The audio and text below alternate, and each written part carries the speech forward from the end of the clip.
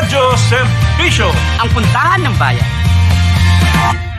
Lunes hanggang Linggo, araw-araw sa lahat ng panahon, tuloy-tuloy ang ating pagsiservisyo sa Teleradyo Serbisyo at Radyo 630. Anumang oras, andito ang mga paborito mong kaserbisyo para maghatid ng balita, impormasyon, public service at entertainment. Kaya isama na ang Teleradyo Serbisyo at Radyo 630 saan ka man magpunta. Anumang oras, magkasama tayo kaserbisyo. Buong araw, magdamag. Tuloy-tuloy ang pagsiservisyo ng Radyo 630 kasama ang pinaka-pinagkakatiwalaang kaserbisyo. Nasamahan mo kami, ha? Huwag tayo makinig dun sa ingay. Maging aktibo tayo. Pihit na sa Radyo 630. Buong araw, magdamag. Tuloy-tuloy ang ating pagsiservisyo. Hatid ng pinaka-pinagkakatiwalaang mamamahayag na kaserbisyo ng bawat Pilipino. Ang Radyo 630 ay napakikinggan sa 630 kHz AM band at sabayang napapanood sa Teleradyo Serbisyo. It's the season para mag-ipon. Ito ang ilang paraan para maging mas merry ang bulsa ngayong Pasko. Gumawa ng budget para sa handa at mga regalong bibilhin at huwag lumampas sa budget sa paggastos. Maagang mamili. Iwasan ang last-minute shopping dahil maaaring mas mapamahal sa gastusin. Kung may mga bagay sa bahay na hindi na ginagamit, pwede na itong ibenta sa tiyangge o online para makabawas sa kalat at makaipon. Pwede ring maging potluck ang tema ng handaan para bawas pagod at tipid pa. Maging creative.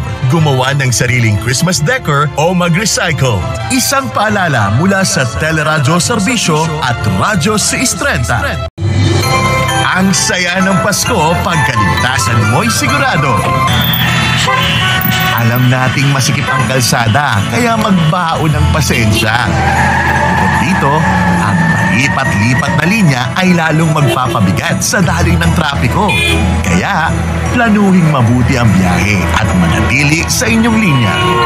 Huwag ring magmamaneho kung nakainom o inaantok. Dahil madalas itong nagdudulot ng aksidente.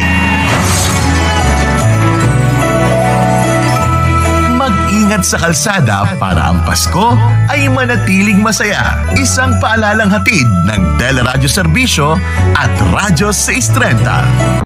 Ibahagi ang saya, pagmamahal at pagpapalang hatid ng Pasko. Hiling namin mapuno ng pag-asa at pagmamahalan ang tahanan ng bawat kaserbisyo. Isang maligayang pagbati mula sa Teleradyo Serbisyo at Radyo 630.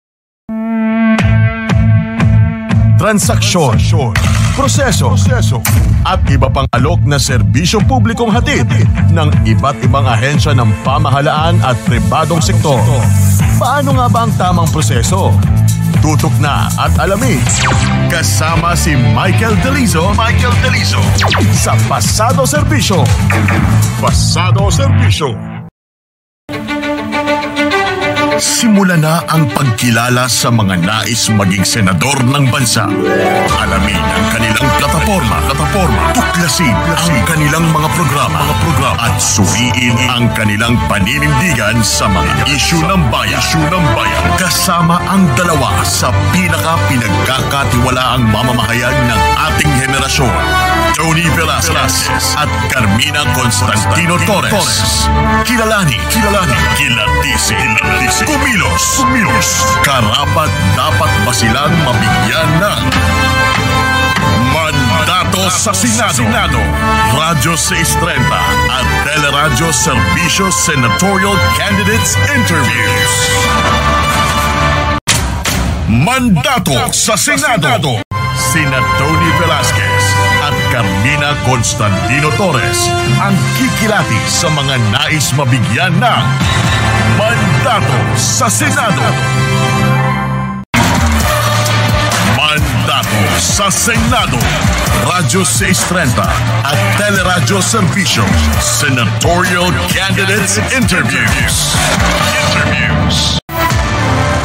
Karapat-dapat ka ba sa Senado? Ibida kung bakit sa loob ng 1 minuto. Ikaw na to. Anong mandato mo? mainit na issue. Isa-isang sasagutin. Malalimang uusisain. Walang panigoy-ligoy. Ano ang iyong tugon sa mandato? Tugon sa mandato.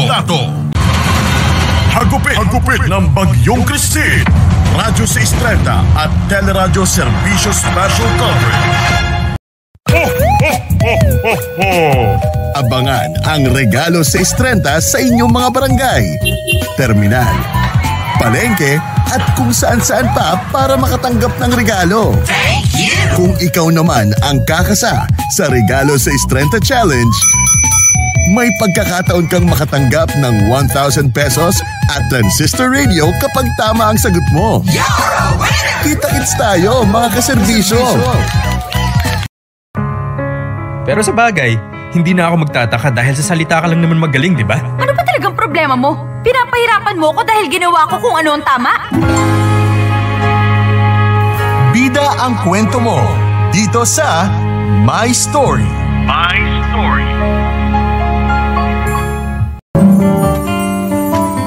Ang kalusugan ng katawan at kaisipan nagsisimula sa pangangalaga sa sarili. Alamin ang kahalagahan nito sa self-love.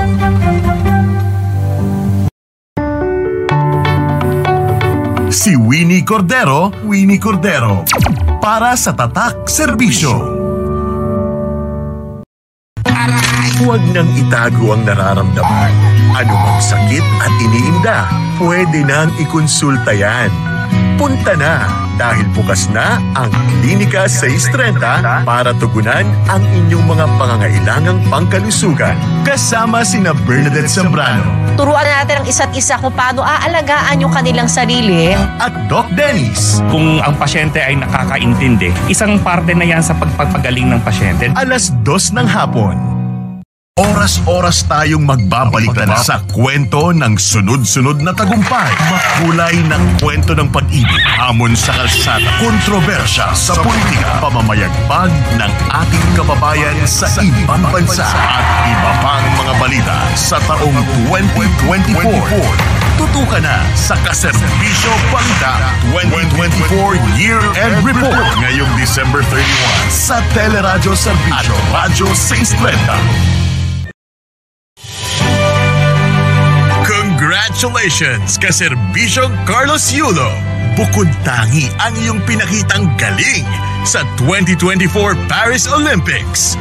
Sa iyong sipag, dedikasyon at talento, naiuwi mo ang mga gintong medalya sa men's floor at men's vault artistic gymnastics. Salamat sa dobleng saya at parangal na ihinatid mo at ng lahat ng atletang lumaban sa 2024 Paris Olympics para sa Pilipinas. Proud kami sa inyo, Kaserbisyo! Kasabay sa pagsasara ng taong 2024, ipagpasalamat natin ang mga aral, pagsubok at tagumpay at baunin natin ito sa pagharap sa bagong bukas kasama ang panalangin na ang lahat ng Pilipino ay magiging masagana at mapayapa sa pagpasok ng taong 2025. Ito po ang Teleradyo Serbisyo at Radyo 630.